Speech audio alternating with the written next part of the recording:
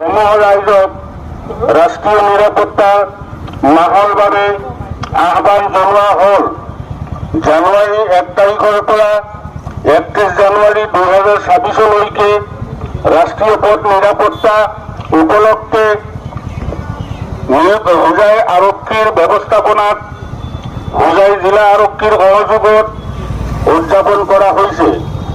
এই উপলক্ষে সমূহ ৰাইজক জনোৱা হয় যে দুচকীয়া যান বাহন চলাওঁতে হেলমেট পৰিধান কৰিব। সাইলেন্সাৰ খুলি কোনো দুচকীয়া যান বাহন নচলাব। চাৰিচকীয়া যান বাহন চলাওঁতে চিট বেল্ট ব্যৱহাৰ কৰিব। লগতে গাড়ী চলাই থাকোঁতে মোবাইল ফোন ব্যৱহাৰ নকৰিব। নীলবাগান অঞ্চলত গাড়ী চালকসকলে নিজৰ দিশ চাই গাড়ী চলাব, ৰং চাইডত গাড়ী নচলাব আৰু যান জঁট সৃষ্টি নকৰিব। ৰাস্তাৰ কাষত য'তে ত'তে গাড়ীসমূহ পাৰ্কিং নকৰিব।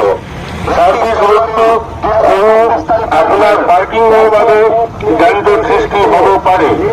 অটো ৰিক্সা আৰু টমটমসমূহ নিৰ্দিষ্ট পাৰ্কিঙত বা ষ্টেণ্ডত পাৰ্কিং কৰিব।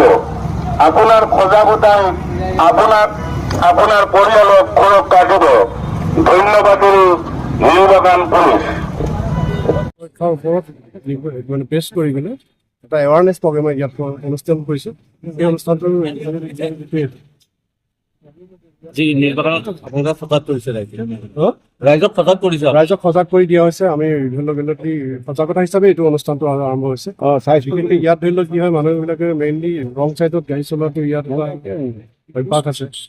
ৰাস্তাটো যিহেতু ছাৰ্ভিচ ৰোডটো সৰু, নেশ্যনেল হাইৱেত ইমান এফেক্ট নকৰে, কিন্তু ভিতৰৰ যিখিনি ৰাস্তা আছে সেই ৰাস্তাখিনি মানুহখিনি ট্ৰেফিক ধৰি লওক তেওঁলোকক আমি বুজাই আছোঁ বা এৱাৰনেছ হিচাপে বুজাব বিচাৰিছোঁ যে তেওঁলোকে ৰং চাইডত যিটো সোমাই দিয়ে, যাৰ কাৰণে যান জঁটৰ সৃষ্টি হৈ পেলাই ইয়াত ছাৰ্ভিচ ৰোডকেইটাত বহুত মানে যান জঁটৰ সৃষ্টি হৈ অসুবিধাৰ সৃষ্টি হয়। গতিকে সেই উপলক্ষে আমি ৰাষ্ট্ৰীয় পথ নিৰাপত্তা সপ্তাহ মাহ লগত সংগতি ৰাখি পেলাই এই অনুষ্ঠানটো আমি আজি উদযাপন কৰিছোঁ।